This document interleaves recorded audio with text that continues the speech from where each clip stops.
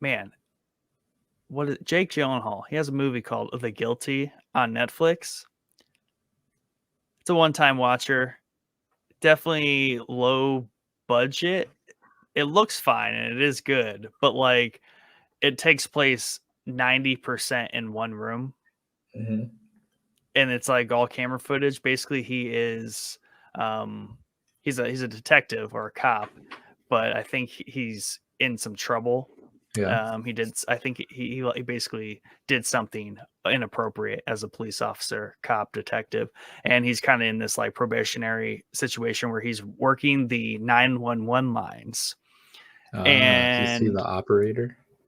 yeah, exactly. And so, he's a detective. He knows everyone. Everyone knows him. And here he is answering the phone, the 911 calls. And he's not just kind of being like the operator about it. He's taking like every call either not seriously at all and like being a smartass with people, or he's taking it too seriously. And basically, he gets this one call, takes it way kind of past the scope of what his job is as the operator, and that's kind of where the movie kind of spirals off. But it Mm. touches a lot on basically like his situation, how the way he is feeling and like what he's going through is affecting people around him, his judgment when it comes to doing his job, lots of things like that. So definitely some like deep moments, and it's worth a watch. Just Jake Gyllenhaal being the guy. I like him. He's honestly one of those like sleeper actors for me that like is probably in my top 5, but I always like For forget that he's like in my top 5 until I watch something of his and I'm like, oh yeah, I love this guy. Yeah, and it's he has a similar effect to like when you see like Ryan Reynolds in a trailer for a movie. You're like, oh, I should probably watch that because that looks funny. Yeah. Him and The Rock have a new one on Netflix that just Oh kind of came yeah. out. What's like Red Notice or something like that? Yeah, Red something or other. yeah, I think it's Red Notice, but that And looked it's got funny. old Gal Gadot in there. Yeah, Ryan Reynolds.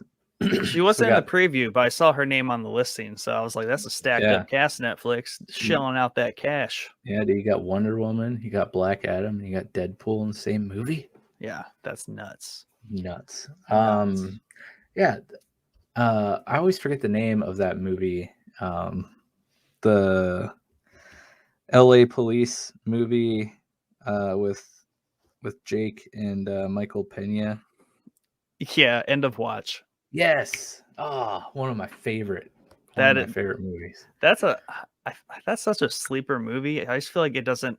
I think everyone knows it's super good, but in Jake Yeah. Gyllenhaal fashion, like you're saying, you just kind of like Yeah, you forget just about forget it. about it. He's just like low radar good. Yeah. Everyone knows it, but no one needs to talk about it.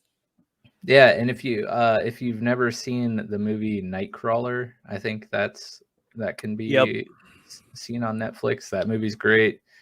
He has a really good boxing movie. I think it's called Southpaw. Yep. Was amazing in that movie. In End of Watch, Michael Pena is the actor's name, right? Counter to him. Yeah. Okay. Generally, movies he's in, like they're good too. Yeah, he's pretty awesome as he- well. yeah, that dude. He's another kind of like basically. I feel like him and Jake have been in multiple movies together, and like it's like a double sleeper effect. But Yeah. he's I'm pretty another sure it's slept on Mike. guy. Let me just fact check His myself. name is either Michael Pena or he played a character Michael Pena. It's one or the other. He's in Narcos, so I get confused because there's a Pena in Narcos, but he's also in Narcos. Oh yeah, no, that's him. Yeah. I just always It's forget just it. a very young him. Yes. But yeah, dude, he's hilarious. Like it's Oh, funny. he's funny too. Yeah. Dude, Anna Kendrick is in that movie. End of Watch. Yeah. What is she, like a girlfriend or something? David Harbour is in that movie. Hop from Stranger Things. Oh yeah, man, I need to rewatch that movie. Pretty Frank sure I Grillo. have it on DVD. Man, good cast. Good movie. I Intense. always get mad because I always forget. Oh, it's a David Ayer movie. explains why I like it so much. Is that like the Ayer cut? Yeah. I think I said this before on the show, but that is how I picture LA. Like if that's like Utopia LA to me, like that's what it might as well be like for me.